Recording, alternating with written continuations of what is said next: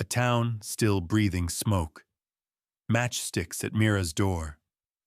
Every clue burns closer to home. When the next flame rises, whose hands will light it?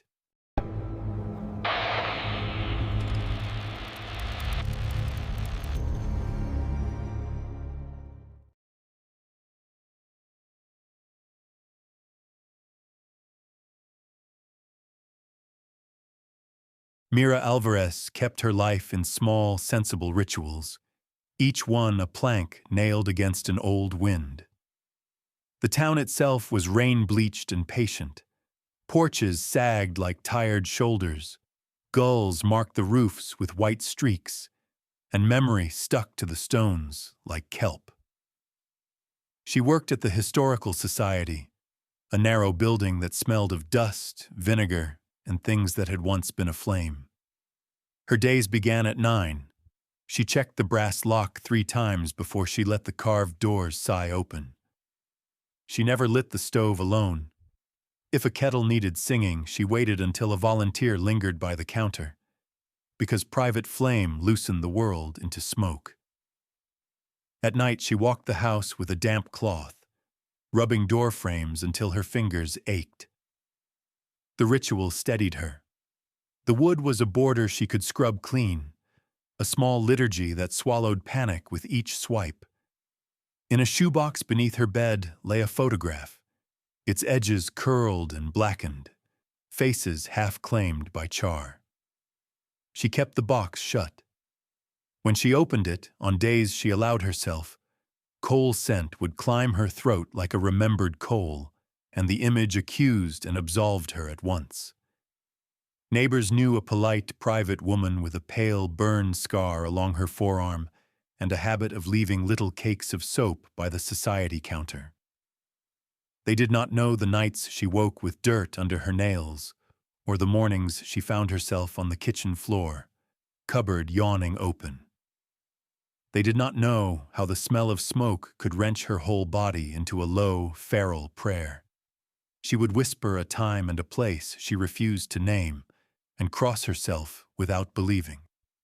When the town marked the center's anniversary with a fundraising fair, brass band, lemon bars under plastic wrap, Mira went because duty outweighed dread.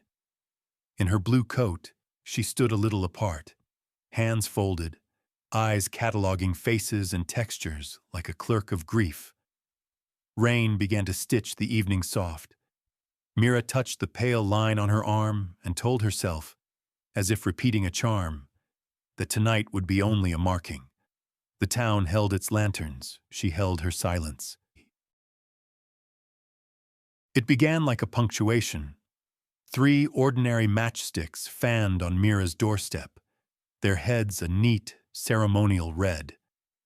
The fog had a taste of wet rope and harbor tar. The matches looked ridiculous and obscene there, like offerings left at the lip of a wound. A week earlier, someone had pressed a burned stub into the lip of a fundraising pamphlet, the blackened tip flattened as if to sign it. No one claimed ownership. No one laughed. A man in a dark coat appeared one rain-slick afternoon and asked about corridors and doors, about who had been where the night the center burned. His questions were small scalpels, precise and oddly intimate. He listened to her answers with a smile that did not reach his eyes, and then, as if the fog had swallowed him whole, he was gone. Later, she would watch municipal footage of an alley camera, a grainy silhouette, a coat, a slow, looping gait beside the Historical Society's curtained windows. The figure paused, as if to listen, and moved on. Watching the loop, Mira felt memory and present fold together, the edge of one night bedding into another. She turned to the archives the way a person turns to a prayer. In the dim stacks, sworn statements lay like brittle bones, dates, signatures, contradictory details, doors labeled locked where she remembered them open, witnesses placed in other corridors. The inconsistencies pricked at her like old smoke. Then, folded among a school photograph, she found herself, smaller, sunburned, hair a child's ragged halo, holding a silver lighter. Its worn edges, the gouge in the hinge, the scuff along its spine were identical to the lighter hidden in her drawer. The photo was a cold, ridiculous proof that some part of the past had never been only hers. The sabotage showed its teeth quickly. In the dim wash of morning, the town found the charity banner torn and singed. The sea of remember melted into a black crescent, as if a letter itself had been accused. Someone had held flame close enough to leave a greasy fingerprint in the scorched hem. A caretaker who discovered it was later found slumped in a burned doorway nearby, alive, coughing, the smell of char clinging to her hair. And when she opened her eyes, the first thing she managed to spit out was, "You did this." The words dropped into the town like a stone. Gossip rippled, suspicion coagulated around Mira like smoke. Her nights, always thinly held, began to unravel into something more dangerous. Dreams bled into mornings. Corridors she had memorized in childhood rearranged themselves, ceilings bowed, doors closed behind her. Blackouts stretched. An hour became 2, then a night. She woke with dirt under her nails, a marble in her palm, a brass key where no key should be. Objects turned up in public places, on the library bench, the bakery sill, the post office counter, items she recognized with private heat. A photograph, its corner bitten, bore her cramped handwriting on the back. Mira answered with the tools she knew best. She pulled town CCTV, matched light levels to times, threaded grainy clips into a timeline with the care of someone cataloging a fragile collection. She traced a scatter of small personal tokens and found their provenance in her own domestic topography. Then she stopped waiting. She hid a camera behind her father's knitted scarf in the hallway, rigged a lamp to blink on motion, kept a spare battery under her blouse. On the first night she watched, the footage showed a figure slipping through her front door in an hour where her life had no memory. The shape moved with a habit she recognized, the absent tuck of hair, the tilt of a shoulder, and for a long minute the angle of that body was a reflection she could not bring herself to name. She watched the grainy footage until the living room light pooled like oil in her eyes. The intruder moved with a practiced economy, a thumb snagging a sleeve, the habitual tuck of hair behind one ear, the slight lift of the left foot when turning, gestures that belong to no one but the body that has learned them. At first, Mira held to denial like a talisman, insisting the camera lied, that shadows and optics conspired. But denial thinned beneath the weight of repetition. The gate belonged to her. Every small, intimate tick was a fingerprint. A misfiled audio reel turned the unease into a rupture. In the back room, the cassette breathed and hissed. Under the static, a voice surfaced, hers unmistakable in cadence but colder, clipped, authoritative in a tone she did not recognize. It gave directions, named doors, spoke with the flat conviction of someone certain they were right. Hearing it felt like finding her handwriting on a stranger's threats. When she pried up the recently re-nailed pantry boards, the house surrendered its secret.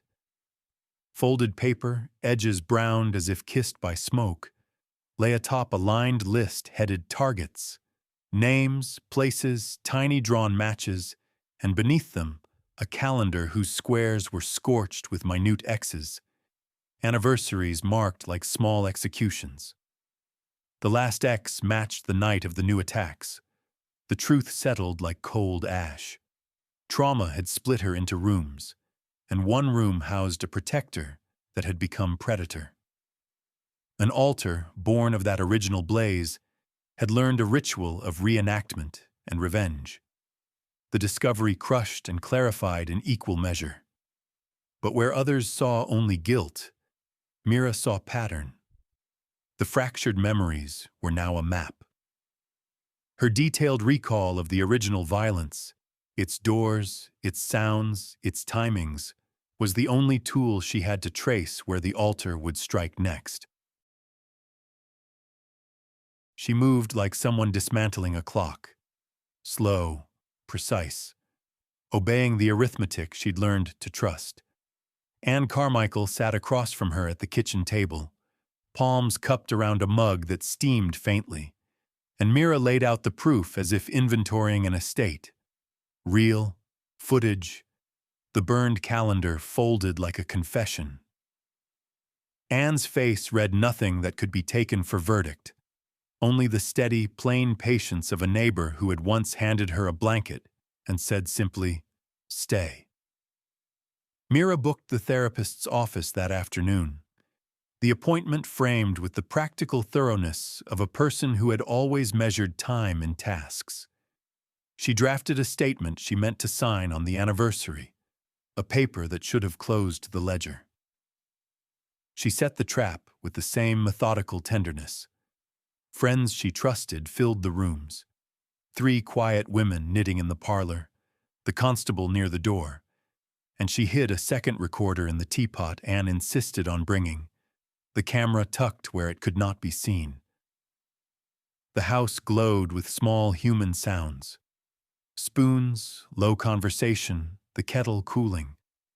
Everything in her arranged itself toward that single night of surrender. When the moment came, it did not thunder.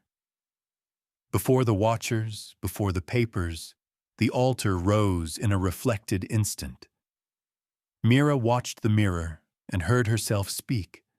First soft, voice a familiar ledger, then another voice, lower and hard as gravel, answering from the same mouth. "We will finish it."